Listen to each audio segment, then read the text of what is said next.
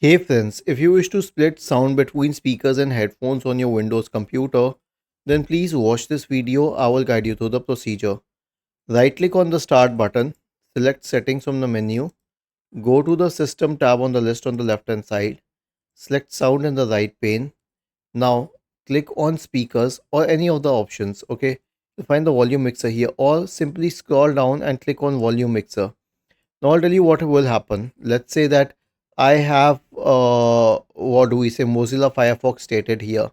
So I can simply change the output device to speakers or headphones or whatever I like. But the problem is that my headphones do not support output volume, but I can choose from whatever I want here.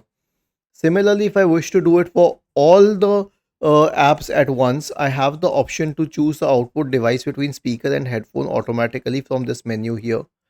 Was this helpful? If yes, then please subscribe to the channel. If not, then let us know in the comment section of the video on how we could help you further. Thank you for watching this video and have a nice day.